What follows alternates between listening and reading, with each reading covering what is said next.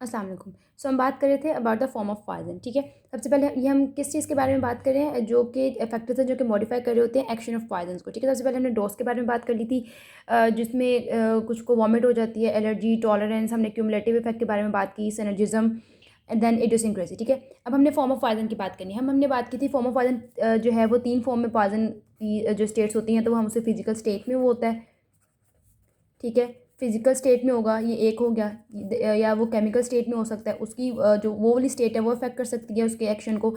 और आपके पास कुछ जो होते हैं वो मैकेनिकल स्टेट में होते हैं, ठीक है। ये हो गया। अब हमने बात की जो फिजिकल स्टेट होती है ना, अब फिजिकल स्टेट में फर्दर 3 है। हमने बात की फॉर्म ऑफ पॉइजन 3 स्टेट में थी, physical state, chemical and mechanical state, ठीक है। इसके बाद हमने बात की जो फिजिकल स्टेट है ना, फर्दर हमने इसको 3 पार्ट्स में डिवाइड किया। फिजिकली वो गैशियस स्टेट में हो सकता है, ठीक है, वो लिक्विड फॉर्म में हो सकता है, और वो सॉलिड फॉर्म में हो सकता है। इसके बारे में बात यह है कि जो गैशियस स्टेट में होता है ना, सबसे पहले जो ये फॉर्म ऑफ पॉइजन होती है ना, हमारी बॉडी में एब्जॉर्ब होती है और सबसे हार्मफुल यही होती है, ठीक है। उसके बाद आती है लिक्विड स्टेट और उसके बाद आती है सॉलिड स्टेट, ठीक है। तो फॉर्म ऑफ पॉइजन में फिजिकल, केमिकल और मैकेनिकल स्टेट थी, जिसमें फिजिकल में हमारे गैशियस, लिक्विड एंड सॉलिड। और सबसे जल्दी जो बॉडी में जो पॉइजन का असर होता है वो गैशियस स्टेट में होता है, ठीक है, then liquid and then solid. Form of poison की बात भी होगी। अब फॉर्म ऑफ पॉइजन के बाद हमने जो थर्ड फैक्टर है वो है कंडीशन ऑफ स्टमक, ठीक है। आपके पास स्टमक की क्या कंडीशन है वो भी अफेक्ट करती है जो है वो पॉइजन के इफेक्ट को।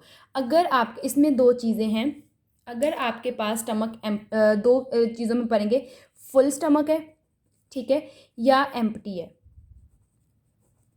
फुल स्टमक है, इसका मतलब ये है कि ऑलरेडी अगर हम यहाँ पे स्टमक बनाएं, ठीक है, ऐसे रफ सा, इसका मतलब ये है कि ऑलरेडी स्टमक जो है उसमें कॉन्टेंट्स हैं। जब ऊपर से जो पॉइजन आ रहा है, पहले ये वाले कॉन्टेंट्स जो है वो बॉडी में एब्जॉर्ब होंगे, देन उस पॉइजन की बारी आएगी, ठीक है, फिर वो होगा। इसका मतलब ये है अगर आपके पास स्टमक जो है वो फुल है, जो पॉइजन का एक्शन होगा वो डिलेड होगा, मतलब इमीडिएट कोई रिस्पॉन्स नहीं आएगा।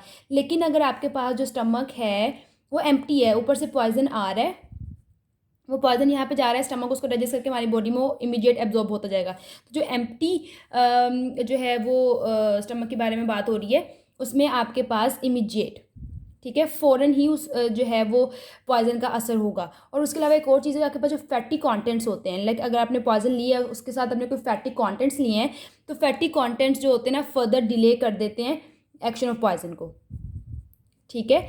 अगर आपने कोई फैटी कंटेंट लिया है साथ, तो वो फर्दर डिले कर देगा एक्शन ऑफ पॉइजन को, ये चीज़ याद रखनी, ठीक है। This is about the condition of stomach. फिर हमारे पास 3 पॉइंट्स हो गए। अब हमने बात, चौथे पॉइंट क्या था हमारे पास, चौथा पॉइंट है मेथड ऑफ एडमिनिस्ट्रेशन, ठीक है। चौथा पॉइंट है आपके पास मेथड ऑफ एडमिनिस्ट्रेशन, ठीक है। अब मेथड ऑफ एडमिनिस्ट्रेशन के बारे में क्या चीज़ है कि आप किस रूट से दे रहे हो, या आईवी रूट से दे रहे हो, इंट्रामस्कुलर दे रहे हो, या इनहेल्ड करवा रहे हो, ठीक है। तो इसमें ये आपके पास जो कि आपके जो पॉइजन्स आप इनहेलेशन के थ्रू दे रहे होते हो वो एक्ट कर रहे होते हैं रैपिडली, ठीक है, मोर रैपिडली एक्ट करते हैं देन आईवी और द IM रूट, ठीक है। मेथड ऑफ एडमिनिस्ट्रेशन में क्या चीज़ है कि आपको जो पॉइजन इनहेलेशन के थ्रू या इनहेल किए जाते हैं वो मोर रैपिडली एक्ट करते हैं then poison given through IV route और द इंट्रामस्कुलर रूट, ठीक है। तो ये हो गया method of administration.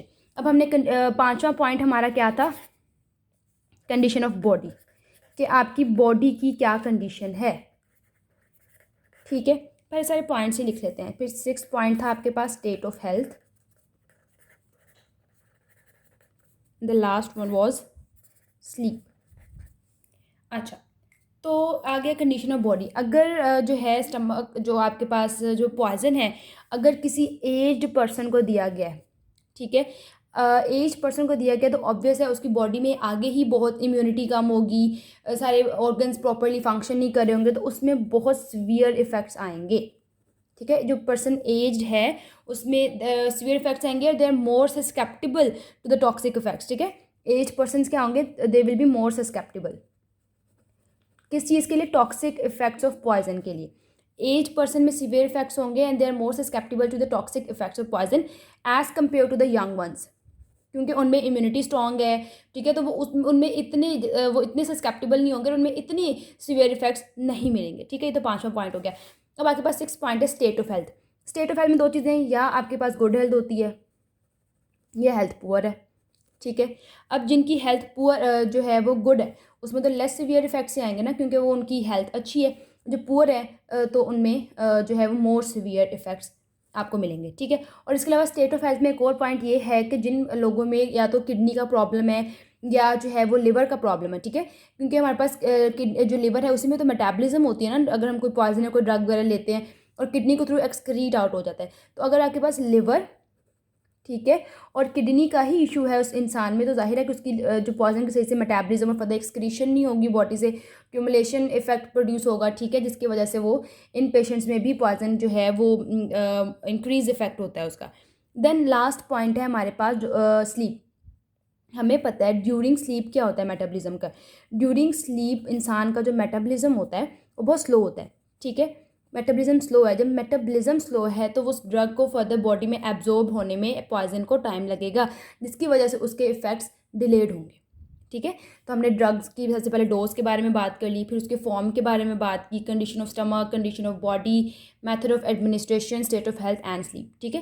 So this is about today's lecture.